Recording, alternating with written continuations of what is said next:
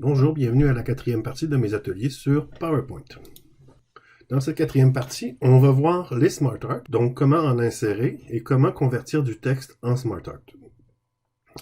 Ensuite, on va voir comment insérer du son dans une présentation PowerPoint et comment faire la mise en forme des paragraphes ferrés, un graphique Smart Art, comment est-ce qu'on écrit du texte dans un Smart Art, comment est-ce qu'on insère des images dans un Smart Art, les types d'organigrammes qu'il y a, comment modifier du texte existant et comment qu'on peut ajouter, supprimer une forme et finalement, comment on peut modifier la disposition d'un Smart Art si jamais on change d'idée. Alors, c'est quoi un Smart Art? Un Smart Art, en gros, c'est un outil pour créer des graphiques et des diagrammes. C'est pour ça que ça a été conçu. Bon, il y a différents types de graphiques Smart Art. Il y a des listes. Il y a des Smart Art qui illustrent plus un processus, d'autres qui illustrent plus une hiérarchie, un cycle ou une relation entre différents éléments. Voyons chacun des types un par un. Donc, un Smart Art de type liste, ça ressemble un peu à ça, quoiqu'il y en a des traits différents. Mais en gros, c'est simplement des éléments qui sont mis un à la suite de l'autre et qui n'ont pas vraiment de lien l'un envers l'autre. C'est une liste. Il y a les Smart Art de type processus, qui impliquent que un élément se fait avant l'autre et suivi d'un autre, etc., etc. Okay? Donc, c'est un ordre, un processus. Il y a des Smart Art qui vont plus montrer une hiérarchie. Donc, par exemple, dans une compagnie, le président, vice-président, les directeurs, etc., et ainsi que les employés, un en dessous de l'autre. Il y a les Smart Art de type cycle. Donc, un cycle, on sait c'est quoi? C'est quelque chose qui revient au début. Donc, ça commence au point 1 pour aller au point 2, au point 3, au point 4, au point 5, et ça revient au point 1 et la roue recommence. Un autre type qui existe, c'est le type relation. Donc, un élément, et de cet élément-là peut avoir différentes branches qui découlent de cet élément-là. Donc, par exemple, dans ce Smart Art-là, on voit une ville et dans la ville, il y a la nourriture, la vie nocturne, la culture, donc différents éléments qui appartiennent à l'élément principal. Ça, ce sont des Smart Art de type relation. Très bien. Alors maintenant, ouvrez dans le dossier la partie 4 des documents que vous avez téléchargés. On va ouvrir le PowerPoint qui s'appelle Vallée des Pins. D'accord? Donc, dans la partie 4. Alors, ce qu'on va faire maintenant, c'est qu'on va insérer un graphique Smart Art dans cette présentation-là. Donc, on va aller sur la deuxième diapositive. On va utiliser ici l'espace réservé pour insérer un graphique Smart Art. Donc, on a vu les boutons ici pour insérer des images. Alors, si vous regardez, le troisième bouton ici, c'est insérer un graphique Smart Art. On va cliquer sur ce bouton-là. Et là, la boîte pour nous demander quel type de Smart Art on veut insérer apparaît.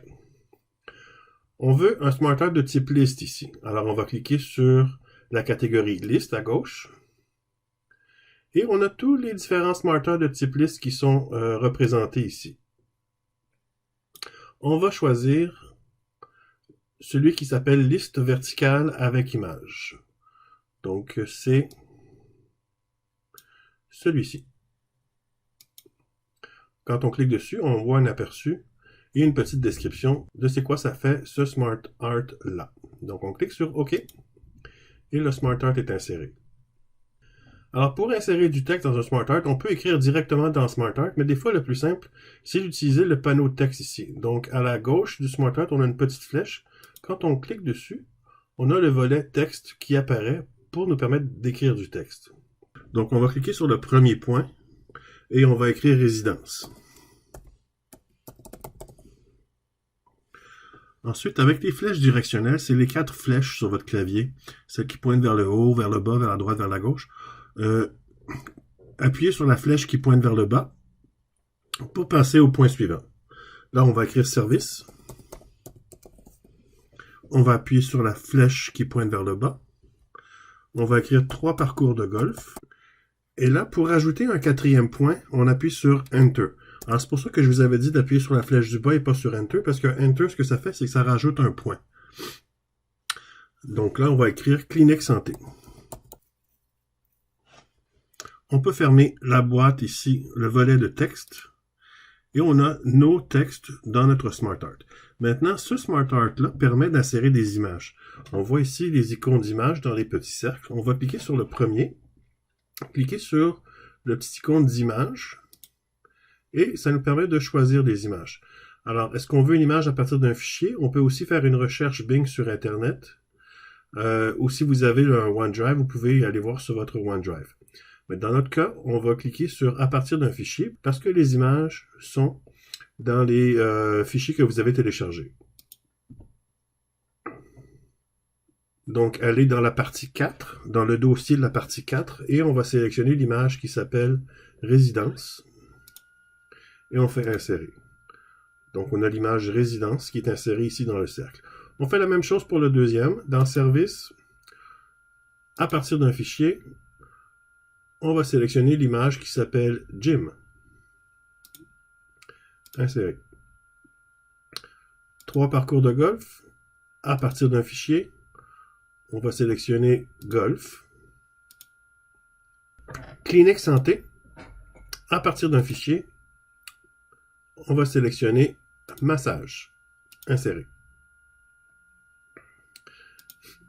Alors là, j'ai mon SmartArt avec mes textes et mes images pour illustrer mes textes.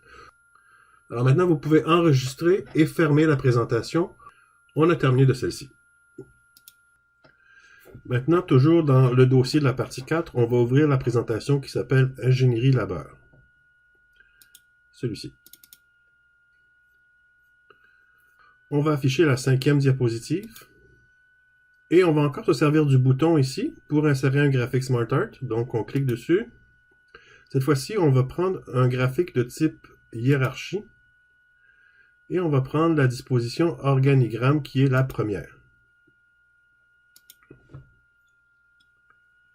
On va afficher le volet texte. Et en haut complètement, on va écrire le nom du président qui est Jean Laverdure.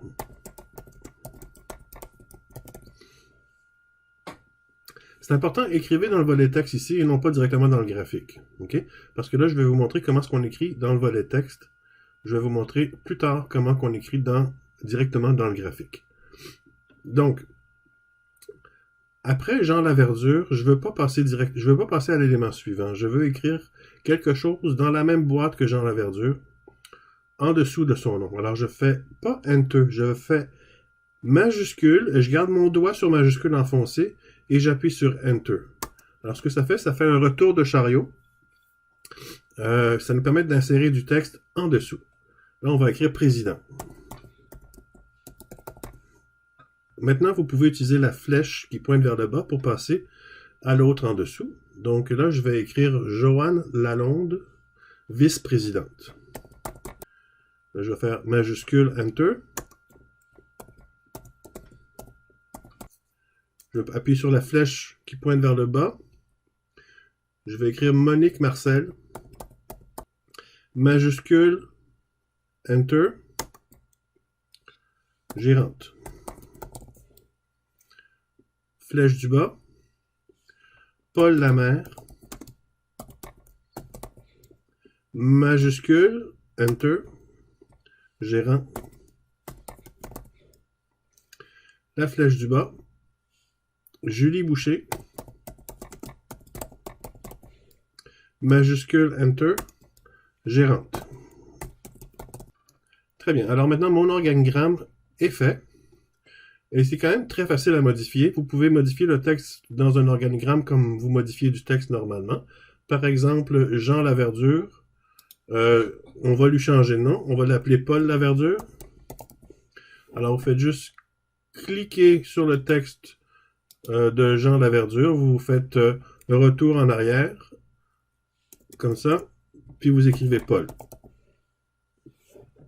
Vous faites ça comme vous feriez pour n'importe quel autre texte. Maintenant, on va fermer le volet texte. On va voir comment modifier les formes directement dans le graphique. On va cliquer dans la forme Paul Laverdure président. Et en haut, Dans le ruban de l'onglet Création des outils SmartArt, complètement à gauche ici, on voit Ajouter une forme. Je ne vais pas cliquer sur Ajouter une forme. Je clique sur la petite flèche à la droite d'Ajouter une forme et ça nous permet d'avoir un choix de différentes formes qu'on veut insérer. D'accord? Donc ici, ce que je veux faire, c'est rajouter un assistant à Paul Laverdure. OK? Donc je ne veux pas insérer quelque chose en dessous de Paul Laverdure. Je veux insérer un assistant comme Joanne Lalonde est une assistante de Paul Laverdure, tandis que Monique Marcel, Paul Lamère et Julie Boucher sont des formes qui sont en dessous de Paul Laverdure. Alors ce que je veux, c'est pas ajouter une forme en dessous, c'est pas ajouter une forme avant ni après. Je veux assistant ajout, je veux ajouter un assistant. Donc je sélectionne assistant ajout et ça va insérer une forme comme assistant de Paul Laverdure. Maintenant, je vais resélectionner la forme Paul Laverdure et je vais encore cliquer sur la flèche à droite de ajouter une forme, mais cette fois-ci, je vais rajouter une forme en dessous. Et là, vous voyez ce que ça fait? Ça rajoute une forme au même niveau que les trois autres. Ça, c'est en dessous. C'est la différence entre assistant et en dessous. Maintenant, on va sélectionner le nouvel assistant qu'on vient d'ajouter et on va taper son nom, Marc Latulippe. On va faire majuscule Enter et on va écrire vice-président.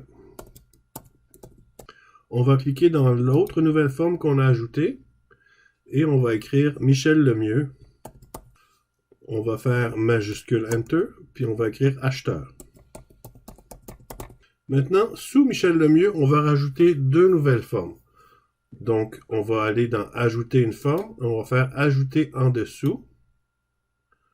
Et je vais recliquer sur Michel Lemieux. C'est important parce que si vous faites rajouter en dessous en ayant cette forme-là de sélectionner, ça va rajouter un élément en dessous de celle-ci. C'est pas ça qu'on veut. On veut deux éléments en dessous de Michel Lemieux. Donc, je clique sur Michel Lemieux, je fais Ajouter en dessous. Je reclique une deuxième fois sur Michel Lemieux et je retourne faire Ajouter en dessous. Alors là, j'ai deux formes en dessous. Alors, je vais mettre un nom dans ces deux formes-là. La première, je vais écrire Éric Lamotte. Et dans la deuxième, je vais écrire Diane Boudria. Excellent. Maintenant, je vais cliquer sur Joanne Lalonde, ici, en cliquant le contour, pas à l'intérieur. OK? Si vous voyez votre curseur qui clignote, c'est parce que vous avez sélectionné l'intérieur. C'est pas l'intérieur de la forme que je veux sélectionner, c'est le contour de la forme.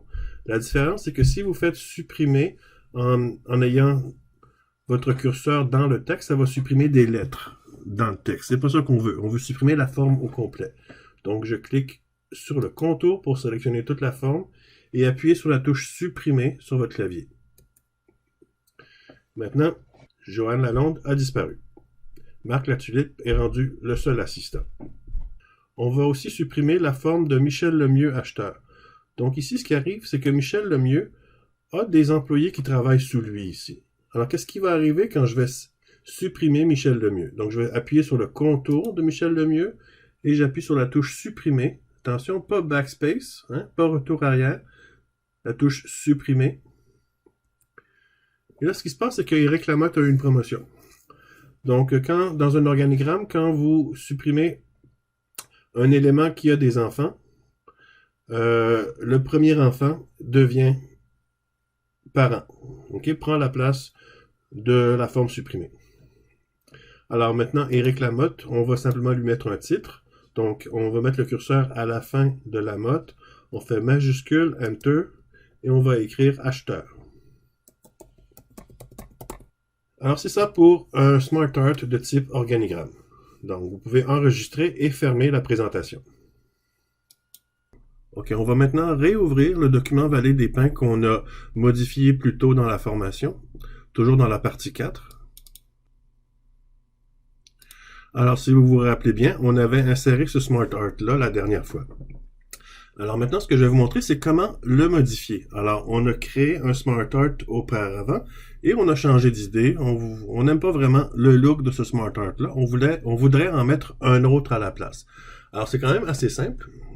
Donc, on commence par double-cliquer sur n'importe quelle des formes pour ouvrir l'onglet Création des outils SmartArt en haut ici. Alors, si vous regardez ici, en haut, dans le ruban, on a le groupe Dispositions et on a quelques dispositions suggérées ici. On va cliquer sur le bouton Autres et on va sélectionner la disposition Liste d'images horizontales. C'est celui-ci. Alors, vous voyez que notre SmartArt n'a pas disparu. Les textes qu'on avait écrits et les graphiques qu'on avait insérés sont demeurés. C'est juste la disposition du SmartArt qui a changé. Remarquez à droite, ici, on a des styles SmartArt. Alors, ces styles-là nous permettent de modifier un petit peu les couleurs, un peu l'apparence de ce SmartArt-là. Donc, on va cliquer sur le bouton Autre. Et remarquez qu'on a, ici plusieurs suggestions. Donc, on va sélectionner dans la catégorie 3D en bas, on va sélectionner le style Poly, qui est le premier. Alors, ce que ça fait, c'est que ça donne une espèce d'effet 3D avec une petite apparence genre de vert. Alors, on va diminuer la taille du SmartArt. Donc, je vais le réduire un petit peu parce qu'on n'a pas besoin qu'il soit si gros que ça. On va faire ça comme ça. Maintenant, enregistrer la présentation. On va aller sur la 3e diapositive. On va insérer un graphique SmartArt de type relation. Et on va sélectionner la disposition qui s'appelle radial convergent. On va descendre un petit peu. C'est celui-ci. Alors on sélectionne et on fait OK. On va ouvrir le volet texte et on va écrire les textes suivants. Pour le premier, on va écrire Résidence Vallée des Pins. Et pour les autres, on va écrire Condominium, Maison luxueuse et Villa luxueuse. On va fermer le volet texte. Alors, on a notre SmartArt avec nos 4 éléments ici. Maintenant, on va modifier cette disposition-là, puis on va en choisir une autre. Donc, je vais double-cliquer sur n'importe quelle forme pour ouvrir mon onglet Création. Et dans mes dispositions, je vais en choisir une autre.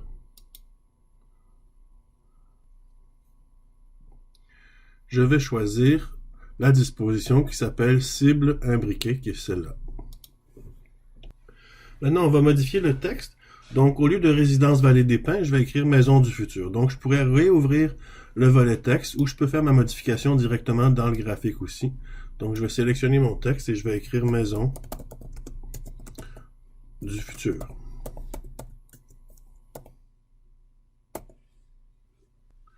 Je vais lui donner le style encastré, qui est celui-ci. Et on peut modifier les couleurs. Ici, j'ai modifié les couleurs. Donc, disons que je vais prendre celui-ci. Et maintenant, je peux modifier la couleur des éléments individuellement. Alors, disons que je sélectionne cette forme-ci. Et je vais dans Format. Dans Remplissage, je choisis une autre couleur. Alors, disons que je prends le vert pour celui-ci. Je pourrais cliquer sur la prochaine et choisir une couleur différente. Alors, je pourrais par exemple prendre le orange et choisir une forme différente et choisir une couleur différente encore. Et je pourrais également changer la couleur de mon fond en cliquant sur ma forme ici, dans le bleu. Et là, je choisirais Remplissage et je pourrais lui donner une autre couleur. Évidemment, les textes, c'est la même chose. Je pourrais sélectionner mon texte et sélectionner ici Remplissage du texte et choisir une autre couleur. Donc, par exemple, je pourrais dire noir, gris, n'importe quelle couleur. Alors, noir pour celui-ci, Je pourrais par exemple mettre ceux-là en blanc. Et celui-ci en blanc également. C'est simplement des exemples. Vous pouvez mettre la couleur que vous voulez. D'accord? Donc, tout est modifiable. Vous pouvez le modifier en bloc dans l'onglet création. Je modifie les couleurs. Ça va appliquer des couleurs prédéfinies à l'ensemble du SmartArt ou y aller individuellement dans l'onglet format. On va afficher la diapositive 7 maintenant. Alors, on va insérer un graphique SmartArt de type relation avec la disposition équation verticale. Équation verticale, c'est celui-ci. Je clique OK. Je vais appliquer le style encastré au graphique, qui est celui-ci. Et je vais lui donner une couleur de remplissage bleu. Disons celui-ci. Et je vais saisir les textes suivants. Je vais ouvrir mon volet texte. Et dans le premier, je vais écrire gymnase. Dans le deuxième, spa. Dans le troisième, piscine. Et je fais Enter. Je vais écrire plaisir assuré.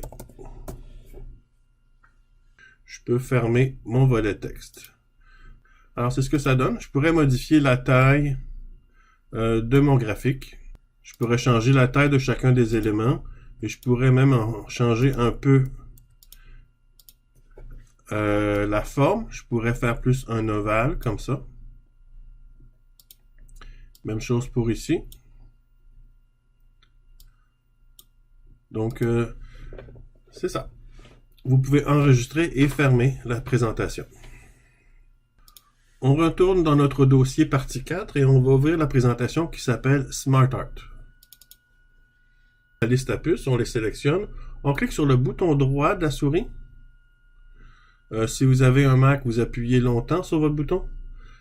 Et on va sélectionner l'option Convertir en graphique SmartArt ici. Puis là, on sélectionne le SmartArt qu'on désire. Donc, on va sélectionner celui qui s'appelle Processus en bloc continu. Celui-ci. Et voilà, c'est aussi simple que ça. Donc, notre liste à puces, on en a fait un graphique SmartArt. On peut modifier la taille, changer les couleurs, etc., etc. Vous pouvez enregistrer et fermer cette présentation. On a fini pour les graphiques SmartArt. Voyons maintenant comment on rajoute de l'audio dans une présentation PowerPoint. Allez dans le dossier de la partie 4 que vous avez téléchargé et on va ouvrir la présentation qui s'appelle Rose. Restez sur la première diapositive. On va insérer de l'audio dès le début sur la première diapositive. Donc, on va cliquer sur l'onglet Insertion. Et voyez à droite ici, on a le bouton Audio. Quand vous cliquez dessus, vous avez le choix entre Audio sur mon PC ou Enregistrer l'audio. Si vous vouliez enregistrer votre voix sur une présentation PowerPoint, vous pourriez faire Enregistrer l'audio. Alors comment ça fonctionne? C'est qu'on clique sur Enregistrer l'audio. On a un enregistreur qui apparaît. On peut donner un nom au son. Après ça, on appuie sur Enregistrer. Après ça, quand on a terminé, on fait Arrêter, on fait OK, puis là, l'audio est inséré. Je ne le ferai pas, je pense que vous comprenez le principe. Ce qu'on va faire à la place, c'est qu'on va cliquer sur Audio et on va sélectionner Audio sur mon PC. Dans le dossier de la partie 4, on va sélectionner le fichier qui s'appelle Escapade et on fait Insérer. On a une icône de petit haut-parleur ici, on va le déplacer en haut à droite. Et vous avez la barre de lecture ici qui apparaît, mais seulement si l'icône audio est sélectionnée. Si je clique à l'extérieur, il disparaît. Si je clique sur mon icône audio, il réapparaît. OK, c'est bon. Donc là, on va tester notre présentation, voir qu'est-ce que ça a l'air avec l'audio. Donc, on va cliquer sur le bouton diaporama en bas, dans la barre de statut. Et là, on a notre présentation qui est affichée. Quand on passe la souris par-dessus l'icône du haut-parleur, on a la barre de lecture qui apparaît. Après ça, on n'a plus qu'à appuyer sur le bouton de lecture. Les escapades du charme sont situées dans les cantons de l'Est. Rendez-nous visite et laissez-vous dorloter. D'accord? On va appuyer sur échapper pour sortir de la présentation. Donc, ce qui est arrivé, c'est qu'on a du son sur notre diapositive et il faut appuyer sur lecture pour le faire jouer. Mais on a des options. Alors, on va double-cliquer sur l'icône audio et l'onglet format des outils audio apparaît, mais on va aller dans l'onglet lecture à la place. Alors, on clique sur lecture et là, on a toutes sortes d'options pour l'audio. Vous voyez, entre autres, on a le volume ici, où on peut contrôler si le son sort fort, moyen, très fort, ou s'il est muet, c'est-à-dire que s'il n'y a rien qui va jouer du tout. Mais on ne le fera pas, c'est plus ou moins utile parce que les gens peuvent toujours contrôler l'audio sur leur ordinateur s'ils veulent le plus fort ou moins fort. C'est surtout utile, j'imagine, si vous avez plusieurs audios sur la même diapositive. Pour en mettre un moins fort que l'autre, on peut le contrôler à partir d'ici. Ce qui est important, ce que je vais vous faire remarquer ici, c'est le bouton début ici. Alors début, présentement, il est au clic, c'est-à-dire que ça va jouer, l'audio va jouer seulement si on clique dessus. Alors, on va cliquer sur les mots au clic, et à la place, on va sélectionner automatiquement. Et on va cocher la case masquer pendant la présentation. Là, ce qui va arriver, c'est qu'on va partir la présentation, le son va automatiquement démarrer, et le bouton audio qu'on avait tout à l'heure ne sera pas là, il va être invisible. OK, on va le tester, voir. Les escapades du charme sont situées dans les cantons de l'Est. Rendez-nous visite et laissez-vous dorloter. Alors, voilà. Donc, comme vous l'avez remarqué, l'audio est parti automatiquement et l'icône était invisible. Très bien. Maintenant, est-ce qu'on peut mettre de la musique en arrière-plan? Certainement qu'on peut mettre de la musique. Alors, ce qu'on va faire, c'est qu'on va cliquer dessus et on va le supprimer, celui-ci. On va sélectionner un autre audio à insérer à la place. Donc, on retourne dans Insertion. On va en Audio. On fait Audio sur mon PC. Et on va insérer la musique qui s'appelle Arrière-plan.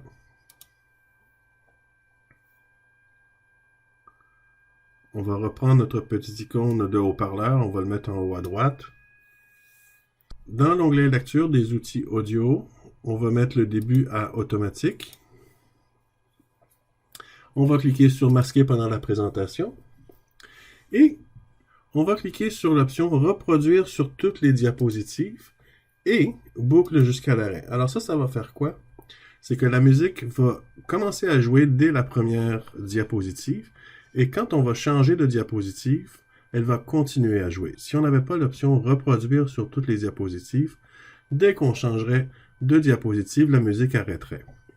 Donc, ça va continuer à jouer sur toutes les diapositives, même si on change, et ça va jouer en boucle jusqu'à temps qu'on quitte la présentation PowerPoint. On va le tester, voir. Donc, je vais lancer mon diaporama. Alors là, on entend ma musique. Je vais changer de diapositive. La musique continue. La musique continue toujours. Et ça va jouer en boucle jusqu'à temps que j'arrive à la fin du diaporama. J'appuie sur échapper pour sortir. Et c'est tout pour les sons. Vous pouvez maintenant enregistrer et fermer cette présentation. Voyons maintenant comment faire la mise en forme des paragraphes, c'est-à-dire modifier l'interligne, modifier l'espacement entre les paragraphes et mettre en retrait un paragraphe. Dans votre dossier de la partie 4, on va maintenant ouvrir le PowerPoint qui s'appelle Ferme Bergeron. On va aller à la deuxième diapositive. Dans l'onglet Accueil, on va cliquer dans le paragraphe. Ici, ce bouton ici, c'est le bouton pour l'interligne. Donc, on a le choix entre un interligne et demi, deux interlignes ou plus. Alors, on va le mettre à un interligne et demi. Et c'est comme ça qu'on contrôle l'espace qu'il y a entre chacune des lignes à l'intérieur d'un paragraphe. On va appliquer le même interligne au paragraphe de la 6e diapositive. Donc, on clique sur la 6e diapositive. On sélectionne nos 3 lignes. On va dans Interligne et on le met à 1,5. Très bien. Maintenant, voyons comment modifier l'espace entre les paragraphes. Donc, on va aller à la 3e diapositive. Donc, l'interligne, c'est pour contrôler l'espace entre les lignes d'un même paragraphe, tandis que l'espacement entre les paragraphes, c'est comme ça le dit, pour modifier combien il y a d'espace entre chacun des paragraphes et non pas à l'intérieur d'un paragraphe. Donc, on va sélectionner les 3 paragraphes ici. Toujours dans l'onglet « Accueil », on va ouvrir la boîte de dialogue des paragraphes. Donc, la boîte de dialogue des paragraphes, c'est en appuyant sur la petite flèche ici dans le coin du groupe paragraphe. Et ici, pour espacement, on a espacement avant qui est à 10 points et espacement après qui est à 0. Donc, dans avant, on va le mettre à 18. Et on va cliquer sur OK. Alors maintenant, l'espacement entre mes paragraphes est de 18 points. Allons sur la 4e diapositive. On va appliquer le même espacement entre les paragraphes. Donc, je vais mettre un espacement avant de 18. Je sélectionne toutes mes lignes. J'ouvre la boîte de dialogue des paragraphes et je mets l'espacement à 18. Finalement, sur la dernière diapositive, je veux insérer un espacement de 24 points après le premier élément. Donc ici même, à l'adresse de l'épicerie, puis je veux avoir plus d'espace avant les 2 prochaines lignes. Donc je clique à l'intérieur, pas besoin de sélectionner, je clique à l'intérieur de la première ligne, j'ouvre ma boîte de dialogue des paragraphes et après, je le mets à 24 et je clique sur OK. Cliquons maintenant sur la 3e diapositive encore. Alors là, ce que je veux faire, c'est appliquer un retrait de paragraphe. Donc, assurez-vous que la règle en haut est affichée. Si vous ne voyez pas la règle, allez dans Affichage et cliquez sur la case Règle ici. Alors, on va sélectionner les 3 lignes et on va faire glisser le triangle du bas, celui-ci. Attention, pas cliquer sur le petit rectangle en dessous, mais vraiment sur le triangle. Et on va le faire glisser à 1,5 ici, entre le 1 et le 2. Et j'ai dégagé mon texte par rapport à mes puces. Je vais faire la même chose pour la 4e diapositive. Donc, je vais sélectionner toutes mes lignes. J'augmente mon retrait à 1,5. La même chose pour ceux-ci. Je vais augmenter mon retrait ici à 1,5. Et voilà. Vous pouvez maintenant enregistrer et fermer cette présentation. Donc, la dernière chose qu'on va voir dans cette leçon, c'est comment insérer des tableaux dans un PowerPoint. Donc, on va d'abord voir comment on va créer un tableau, ensuite comment on écrit du texte dans un tableau, comment changer la taille d'un tableau, comment insérer, supprimer des lignes, comment fusionner des cellules et comment appliquer un style de tableau. On va ouvrir le PowerPoint qui s'appelle Voyage et on va aller sur la 11e diapositive qui se trouve à être la dernière. Ici, dans notre espace réservé, on a nos boutons, comme d'habitude. Le premier, c'est pour insérer un tableau. Donc, on va cliquer sur le bouton « Insérer un tableau ». On va déterminer le nombre de colonnes à 3 et le nombre de rangées à 9. Et on clique sur OK. Et voilà, on a notre tableau. À noter que la couleur du tableau respecte le thème qu'on a établi dans notre présentation PowerPoint. Donc, on va cliquer dans la première cellule et on va écrire « Destination ». Appuyez sur Tab, la touche Tab, pour passer à la cellule suivante et on va écrire « Circuit ». On appuie sur Tab et on va écrire « Durée du voyage ». Notez que vous pouvez aussi cliquer sur les cellules, mais j'aime beaucoup la touche Tab parce que ça permet de passer d'une cellule à l'autre rapidement. Donc, on est rendu à la fin de la ligne. Pour passer à la première cellule de la prochaine ligne, on n'a encore pas besoin de cliquer. On a juste à appuyer sur Tab une autre fois et on passe automatiquement à la première cellule de la prochaine rangée. Alors, voici le tableau complété. Vous pouvez mettre la vidéo sur pause et recopier les données du tableau. Et quand vous aurez terminé, vous pourrez continuer le visionnement de cette vidéo. Donc, on continue. On va cliquer n'importe où dans le tableau maintenant. Et ce qu'on veut faire, c'est redimensionner le tableau.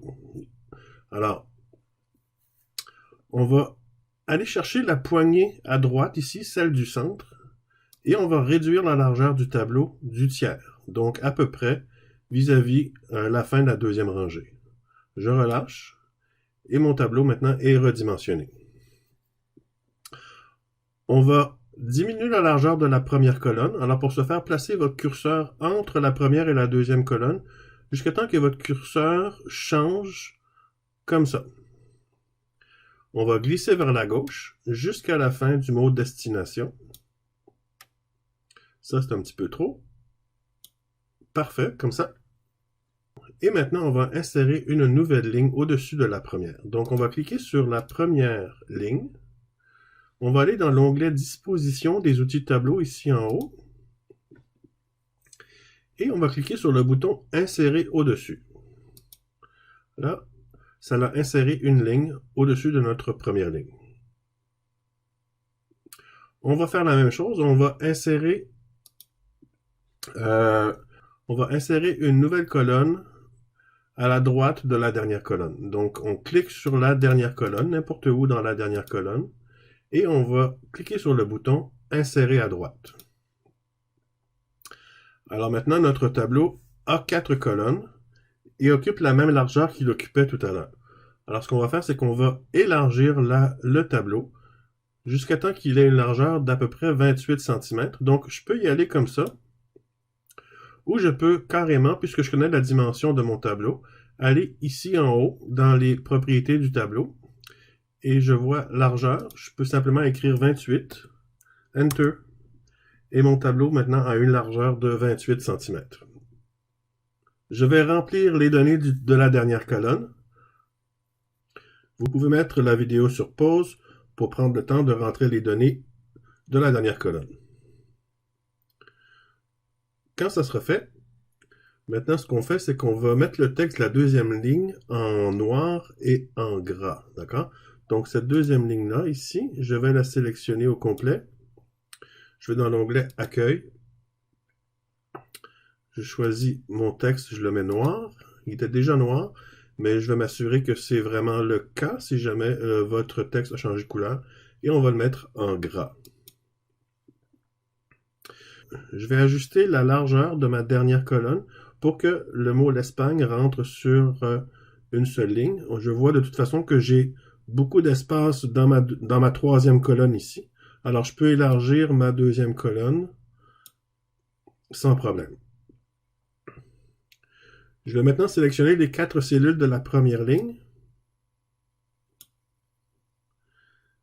Et dans l'onglet Disposition des outils de tableau ici, je vais cliquer sur Fusionner. Alors maintenant, j'avais 4 cellules et je n'en ai qu'une seule. C'est une seule cellule qui fait la largeur du tableau au complet maintenant. Je vais taper le texte Circuit organisé.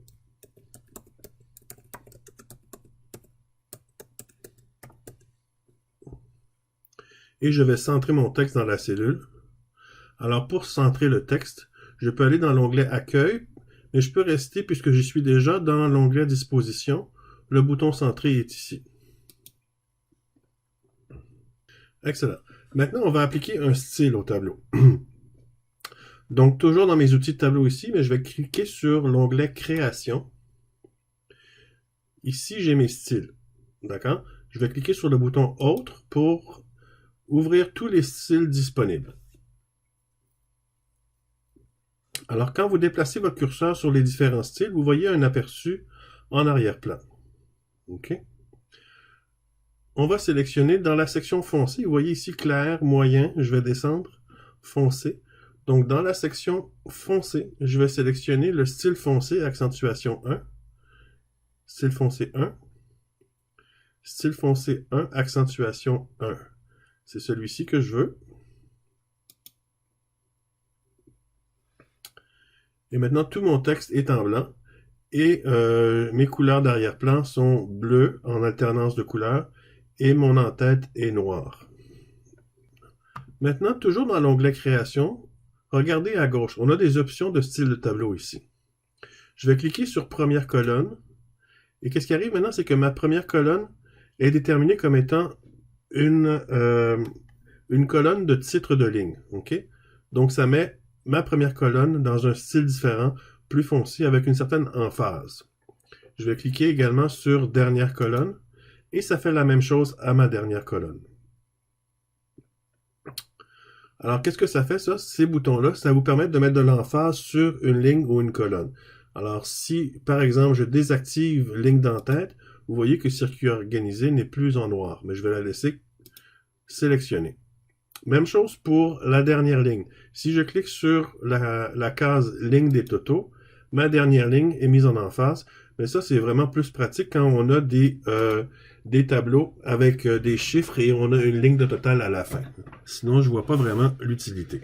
On a la case colonne à bande qui fait la même chose que ligne à bande, sauf pour les colonnes. Donc ici, ligne à bande, ça alterne les couleurs des lignes, et colonne à bande, ça alterne les couleurs des colonnes. Alors, je vais laisser ligne à bande sélectionnée, et je vais désélectionner colonne à bande si vous l'aviez fait. Donc, les options que je veux garder, ligne d'en-tête activée, première colonne activée, dernière colonne activée, et ligne à bande activée, les autres ne sont pas activées. Vous pouvez enregistrer et fermer cette présentation PowerPoint. On a terminé pour cette vidéo.